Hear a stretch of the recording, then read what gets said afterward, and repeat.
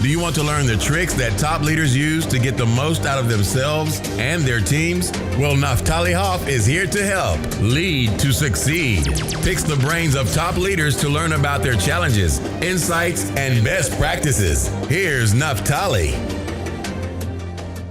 Hello, Lead to Succeed Nation. It's Naftali Hoff, and welcome to Lead to Succeed, episode 69. Today, I have the pleasure of speaking with Jason Feffer. Jason serves as a board member and trusted advisor to multiple technology-based businesses after growing and exiting 3 online startups. Jason founded SodaHead in 2006, which operated multiple business lines, including digital advertising and SaaS solutions for media companies. Jason launched MySpace in 2003 and served as the vice president of operations and on the executive committee. Jason oversaw the day-to-day and strategic execution of advertising, revenue reporting, safety, policy enforcement, government relations, and managed over 300 FTEs. Jason helped grow the company to 100 million users and helped to transition it to News Corp after its sale for $580 million. Jason enjoys spending his time with family, studying Torah, volunteering, and growing businesses. Jason, thank you so much for coming on the show today. Thank you for having me. It's really a pleasure. And just for everyone, my last guest, Susan Sly, was the one who connected Jason and I, and that was an incredible conversation. So I know that we're really in for a treat. I'm really in for a treat today. And I wanted to jump right in, Jason. Tell us, I talked about how you got all these various businesses up and running. But we don't necessarily kind of start that way. When we're young, we might think of, I'm going to get a job and I'm going to be a this, I'm going to be a that. Tell us the backstory. How did you get into this particular space? What made you become an entrepreneur and specifically focusing on tech? Well, tech and this space didn't exist when I was a young kid. So there's no way I could have planned for it. I grew up in Beverly Hills, California, and up and down the street, all throughout my school, Hollywood executives, movie stars, the typical lifestyle every young kid has. So of course I thought I was going to grow up and become a famous director or writer, producer, something in Hollywood, or follow the path of my father, may he rest in peace, but he was a lawyer and then a judge. But thank God I got into film school at USC and became a filmmaker. At about 18, 19, I was decided to become a filmmaker and work through interning in Hollywood at independent movie studios, and thinking about .com technology wasn't even on the radar. When I went to school, I graduated USC. There was no real computer science degrees at the time. The .com was barely, the concept of .com wasn't there, but the internet was. So I was using Telnet and got really geeky about using the internet when it was just text-based. Because I wanted to get data from my fantasy sports leagues. Mm-hmm. So, the concept of where I would end up was totally not the plan. But if I look back and think about some sparks that happened, when I was a young kid, I would make board games and would work with my best friend at the time okay, let's see how we could sell these board games. Let's make games and be a little different than this and find our niche and what's different about ours? Why is it fun? Why is it better? How are we going to market it? We would talk about those kinds of things, never thinking really that later in life, he and I would start a company called SodaHead. And he went the investment banking route. I went the film route, but our paths brought us back together because I would always be throwing out ideas like, hey, wouldn't this be a cool idea? Hey, wouldn't this be a cool idea? And so I think always I wanted to start a business and had that concept of making money through building and creating. But because of my environment, I was pushed down the path of doing it in the film industry, which I really didn't enjoy. So it was an older business, hadn't changed in about 100 years of how the process was done.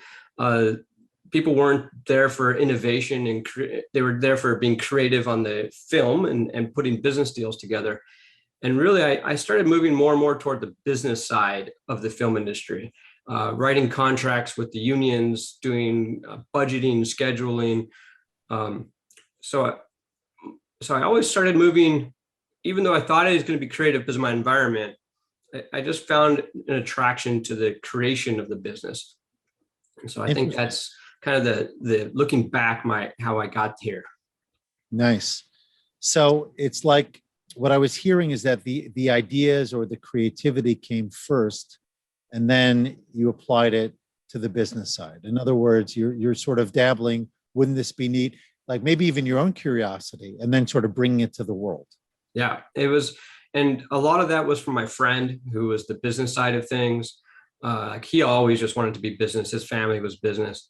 And I thought I had to be creative. And so just the left and the right, they say the left-right balance, the creative, sure. the form and function just met. I love being where the form and function met.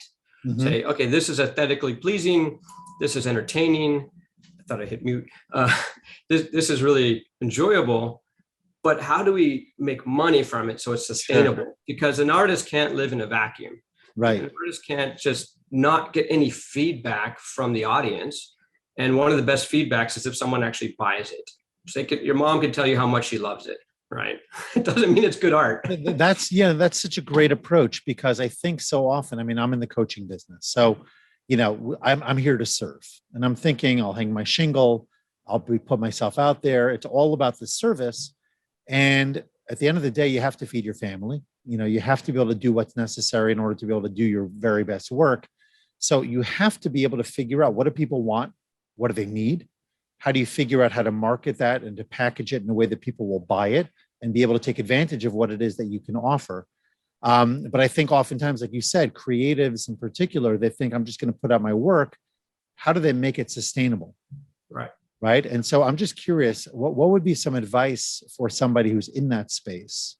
What are the processes that you've used or that you've seen people use to determine, is this a winner, or do I need to fail fast on this one and move on to something else? Failing fast is great. I love referring back to that, that idea that fail fast. Don't invest too much time into something that's not going to ever succeed, because you could have spent that time on something else. So fail fast is a really important idea. Pitching your work, your art, your ideas to friends and family, you're always going to get positive feedback. Right. Asking them for money. That's except for with my family. No. Yeah, some families are always going to be no. Yeah. But it's going to be a different answer when it's those people. So asking them for money is a different approach, but that's tough, and that depends on the family's economics and such and finances. So going out to the public, going out to strangers. They talk about the elevator pitch, that if you happen to be in the elevator with someone for 30 seconds and it's an executive and you need to pitch your story to them, can you get that done to the executive? Well, it doesn't have to be just executives. You can talk to random people about ideas. Don't think that someone's going to steal your idea. That was a huge problem that people had. I learned when I talked to entrepreneurs and coached and mentored people, is that they're afraid people are going to take their ideas. And in Hollywood, it was also a really taboo thing, or a fear that, oh, if I tell them my script, they're going to steal it. Like, look, they're not going to steal your script just because of the idea. And they're not going to make a company just because of the idea. It's execution. It's all about execution. Ideas are cheap. So feel free to talk about your idea to people, to strangers, to get honest feedback. There was a LinkedIn post just the other day, and I added my comment to it saying, don't take the negative feedback from the venture capitalists, the investors, as just they're wrong and you got to go find other sources of money. You take their feedback as nobody wants to give you money. like, okay, tweak it. That's the most valuable information you can have. If they don't want to give you money, then the idea is probably not have the legs. If you're like, oh, shoot, I know it has the legs. I know it has the legs. Well, then it's your approach to how to sell it. And that's a super important thing about the packaging of the idea. So if you're an artist, if you're an entrepreneur, if you're just an evangelist of any cause, go out to a real audience that has some risk about telling you their feedback, whether it's money, whether they want to invest time with you, they want to sit down, they want to hear more, but not friends and family. So here's a great question. I struggle with this a lot personally, as well as every time I have a conversation with someone like yourself about this. right? Where do you know, or how do you know where the problem lies? Like, for example, I created a funnel recently. It hasn't yet converted to the level that I would like for it to convert. And I'm trying to sort of dissect or troubleshoot throughout different elements of it. Is there something broken? Is there something that's not resonating? Is it the marketing? Is it the ads that's supposed to pull people in? Where's the problem? And how do you fix it? Or do you not fix it and you kill it and you move on? Right? So the question becomes, how do you know that it does have the legs, that it does have that fundamentally it's a good idea, but you just haven't been packaging it or marketing it correctly? Or determine that, in fact, it really wasn't a great idea and there's no demand for this? So it's a great question. And a lot of people always look for the solution, especially entrepreneurs, engineers. They look for solutions. You first got to define the problem and break the problem down into pieces that are understandable. So it's not, how do I carpool with such and such to the stadium? Like, hey, the game is tomorrow night. I want to get a ride there so I don't have to pay for parking, but I know this person always goes there. He always lives near this stadium and he drives past all the time. He can take me. So I go and ask him, hey, are you going home tomorrow after work? Right? And he'll say, let's say this time he says no. Oh, shoot. Then I got to go find another solution to my problem. But the problem wasn't that he's not going home. That was the problem that I asked him. The problem I really have is I need to get to the stadium. So instead of looking for the solution, like this is the guy that I'm going to get a ride because it's convenient for him to take me past this location. No, I need to get to the stadium. So instead I should have asked, I need to get to the stadium tomorrow night at 7. Can you take me? And if he says no, then maybe he says, but that's because I'm getting a ride with so-and-so and they could take you. Right? So I missed the question. And so understanding what the problem is and where you're trying to go, I think is really, really fundamental that a lot of people overlook with trying to come up with gadgets and solutions and whiz-bang interfaces and all these other ideas on how to solve the problem. They don't yet understand the problem themselves, or they have a problem explaining it to someone who's trying to help them or buy it. And so let's translate that into something that, let's say, someone like myself is struggling with. I'm not trying to make this about me at all, but I think a lot of people in whatever industry they find themselves, if in fact they're in a service industry or they have a product, something that they want people to be buying or taking advantage of, and they're not getting the traction that they want. So I know my problem ultimately is that my case, my funnel is not converting the way that I want it to, but that's a very big macro level problem. There are problems within the problem potentially. Yeah, so the way that you said it is that they're not converting the way you want them to, and the funnel's not converting, right? So you're defining the problem as this funnel. So first you got to figure out, do people want to buy it at all? Right.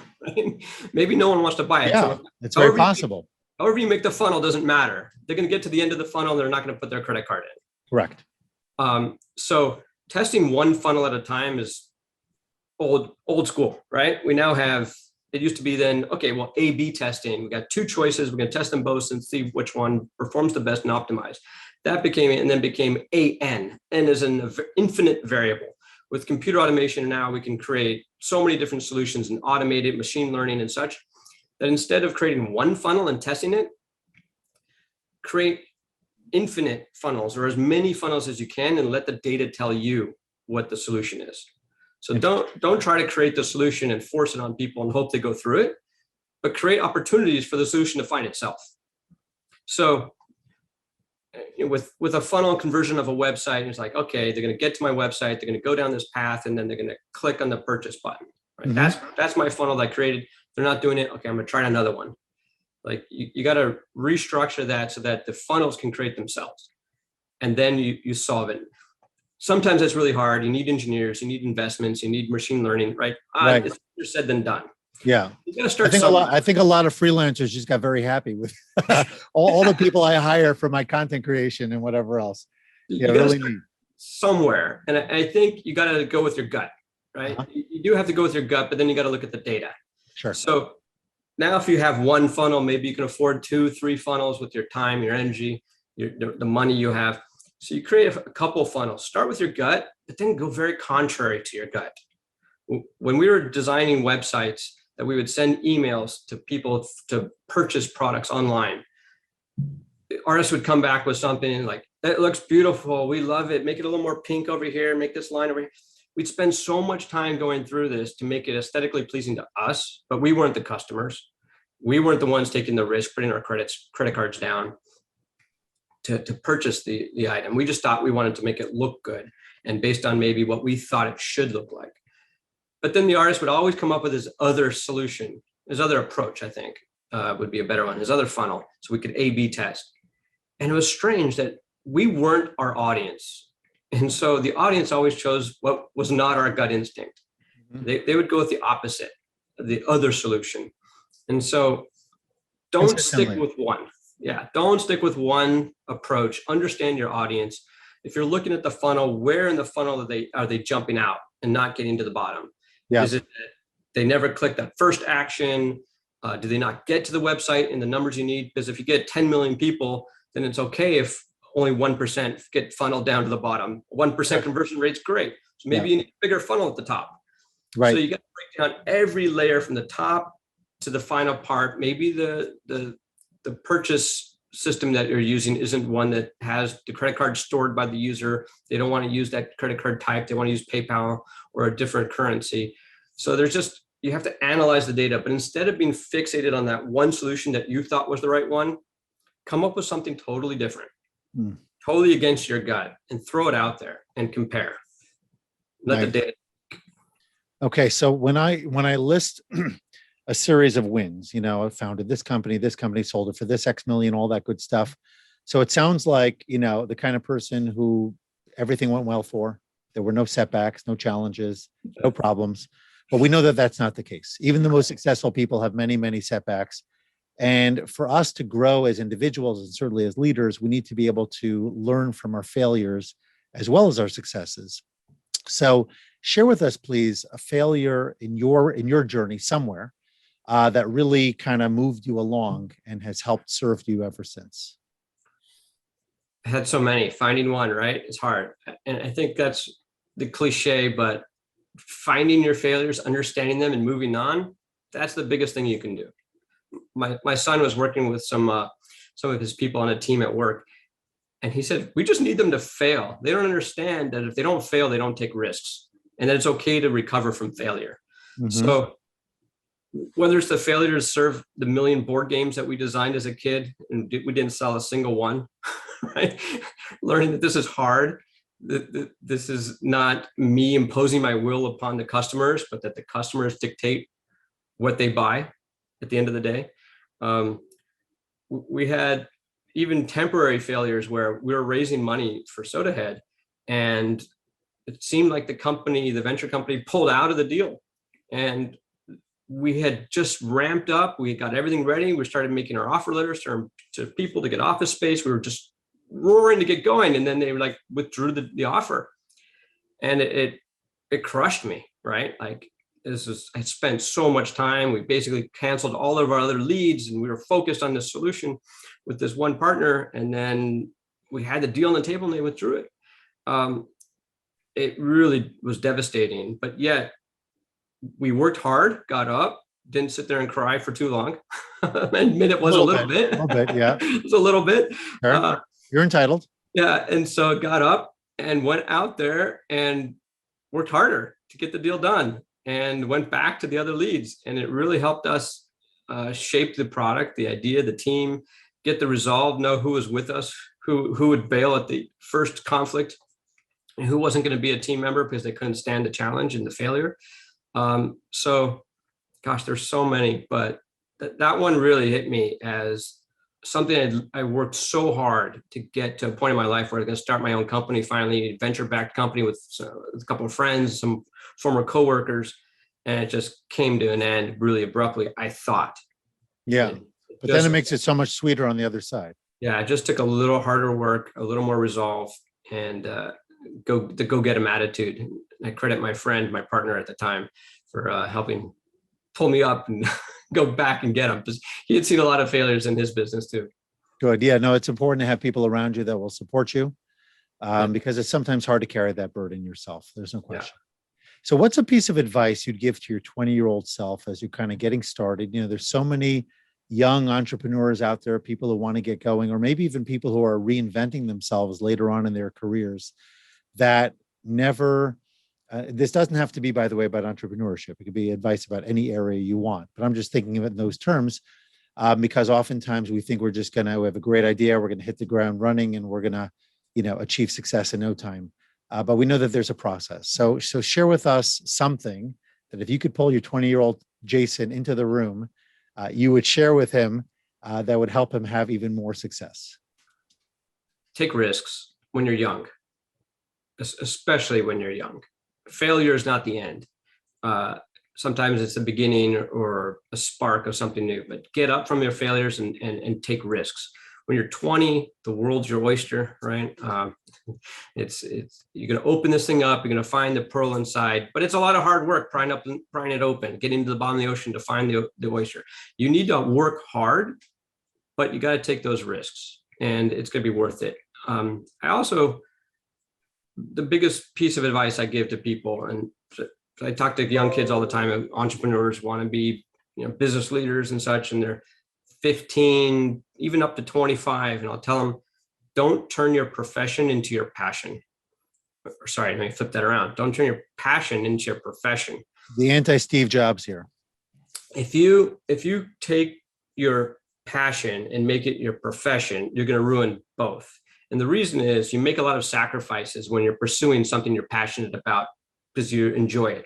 I wanted to be in film, one, because everyone around me was in film when I was a young kid, but two, I really enjoy films. So of course, it's natural. Go make films if you enjoy them. Right. Well, when I was behind the camera, when I was working on the contracts, when I'm talking to the actors not reading their scripts, it really ruins it when I go sit in the dark and look at the big screen.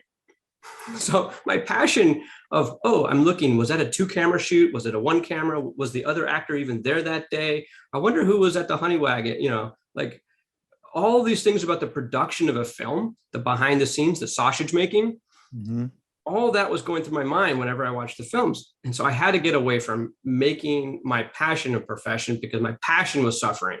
I wasn't really enjoying it. On the other hand, on the other side of it, when I really wanted to make films, I was willing to go work 14-hour days for $50 a day. I was really willing to go make video games when I went to Activision and spend about 80 to 90-hour weeks working for pretty low wage. And I went and asked for a raise, and my boss said, there's about 100 people standing behind you waiting to take your job for less money, right? And they're probably just as capable. So when I knew that, okay, I really love my job. I love making video games, right? I love playing video games. I love making video games. I'm willing to work for less money. Well, that didn't help my family when I'm there for 80 hours a week and I'm making less money, right? If I made more money, maybe at a banking job, that I wasn't really super passionate about banking, but if I made more money there, I'd be able to have more time with my family, and I could spend the money going to movies. I could spend money playing video games and the time I got back. So don't ruin both your passion and your profession by trying to mesh them, but do be passionate about your work. You got to be passionate about your work. Find something that you're better at than other people, that you find intellectually challenging, and that you think you can have a future, a long-term growth future in that work field. I'm glad you ended with that, because I think that that's where a lot of people get stuck. A lot of people talk about, I mentioned Steve Jobs earlier. Many people talk about follow your passion and make that your focus. For a variety of reasons, you'll push through when you're stuck and all of that. And there's wisdom to it. Obviously, you have a contrarian view, and that's totally fine as well. But that opposite view, it's almost like, I forget, Mike Rowe from Dirty Jobs has a whole video about if you follow your passion, you'll have a lot of challenges. But if you get really good, and I think there's another author whose name is slipping my mind at the moment, also talks about the idea that when you work really hard at something, you develop skill, you develop many times a real interest in it that you didn't have before. Yeah. So I like the fact that you added some pieces about something you're good at. Doesn't have to be your passion, but something where you have some skill, you have the ability to grow, you can feel like you're making an impact, and it'll deliver the lifestyle that you need, that you could provide for your family and all of that. That really checks a lot of boxes. I tell people, they're like, oh, I really love film, so I want to go into the film industry. And I'll say, well, do you like toothpaste? Do you like cookies? Do you like ice cream? Why not go work for one of those companies? Right. They're like, totally mind blowing. It doesn't make sense to them, Mm-hmm. right? But if you can make a product that everyone uses, like toothpaste or cookies that nearly everyone eats, That's great. wouldn't that be wonderful too? It sure would. Some side benefits of working at a cookie place, by the way. And either way, like I said before, if you think about your impact, oftentimes back office individuals don't realize what they're contributing to the success of a business or a nonprofit, whatever it is that they're involved with. But if you can connect, I think John Deere is famous for bringing their people out to the fields to see the farmers utilizing their machinery in the fields themselves and gaining from it and really experiencing that. And that gives you a feeling of contribution, which all of us want, without question. Yeah, it's very important to see the product, to know what you're building has useful purpose and meaningful part of people's lives. Another part about, you mentioned Steve Jobs, which I'm blessed to be in the same conversation, have my name mentioned as his, and another author and some other people. We can always see a few examples of these people that made their passion their profession and became successful at it, like a Steven Spielberg in the film industry, right? Who has always wanted to be a filmmaker, I believe. There are going to be those people, of course, but you're not hearing about all the failures, the people who didn't end up pursuing their passion as a profession and making it, and who wasted a lot of time. Correct. And didn't get to enjoy either. And so I think it's important to remember that we always hear about the successes and maybe a few examples of failures, but there's a giant gap in the middle of the majority that we don't hear about. I think of the NBA and professional sports in this way also. Like there's only a very small percentage of anyone who's ever, participated in high school or even college athletics that make it to the professional level. And yet so many kids think they're going to make it there. And that, on the one hand, you don't want to quash any dreams. Correct. On the other hand, it's an interesting balance. So before we end this segment, just one story. I know you've met a lot of people, you've built businesses, you've just done a lot of really cool stuff. One great story from all of that you'd like to share with my audience. Gosh, I got to ride the elevator with Lil Wayne and got to talk about MySpace with Chuck Norris. I sat next to senators and met vice presidents and speakers of the House. I've been a very blessed life. One story, wow. It's so hard. I think one thing that I think about is right toward the end of our success. I don't want to say the end of the success, but when we really were successful at MySpace, having Rupert Murdoch walk around, our office, looking at what he was purchasing, making sure that everything he was up to par that he wanted. And then he left, and it was a really stressful situation for us. And after he left, the executive team and I were kind of in the room. There was about 3 or 4 of us. And one of the guys said, Feff, we couldn't have done it without you. And that was just really amazing that, like it puts things in perspective, that all this accomplishment, all these things that go on. And it's like, wow, I like to hear that feedback. Sure. It was great. It is nice. It was really helpful to think that I provided something that made it possible for all these people. The success of the company, there was hundreds of people, employees that benefited from this. There's millions of users that benefited. The stock market was affected with a public acquisition of our company, right? It was a huge thing. And to know that my work paid off and to be recognized, that was really enjoyable. Yeah. And to be recognized by your own people, Yeah, people I really admired. So now we're going to transition to rapid fire. Again, we keep these nice and tight. I know that you're involved in mentoring as well, which is really neat. 3 most important qualities of a great mentor. Of a mentor? Of a great mentor, yeah. Not the mentoree, but the mentor? Someone that if I want to be mentored, what should I be looking for in a mentor? 3 qualities. Someone who's failed often, someone who's humble, and maybe those 2 are the same. and someone who treats you individually and doesn't just give you the same speech he or she gives everyone else. Yeah, customizes it. That's great. Personalized. The second one, yeah, personalized, even better. A quote that you live by or think about often.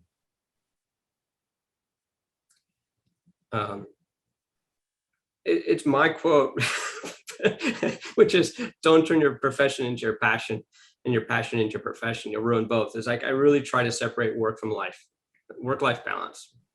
And I like to end with a goofy one: shower morning or evening. Well, if you work hard, you do both, right? Yeah, yesterday I did. That's whatever my wife tells me. Fair enough. So let me ask you this, Jason. You've given us so much, but before we wrap up with that life lesson, tell everyone listening to this episode where they can connect with you, learn more about your work, and hopefully just be inspired by what you put out there every day.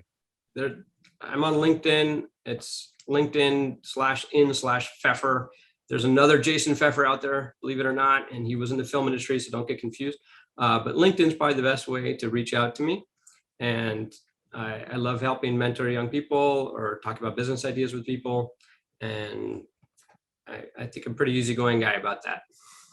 Nice. Okay. And we're going to hook it up in the show notes, so it'll be there. One final life lesson, please, Jason, that we can wrap up our episode. So up there is my family. I have wonderful, large family, and it's all about that. It's the most important thing in life. Your day to day, you spend maybe 12 hours at the office, 14 hours at the office, but you do it so you can come home to your family, not the other way around. If you're going to the office because it's easier and fleeing your family, then something's wrong. So make sure to put family first, find a good life partner, and remember why you work so hard. Beautiful. Because we talked earlier about entrepreneurship and really going all in, especially when we're young. And sometimes we think we're going to put off other things like family for a later date. And of course, everybody has that choice.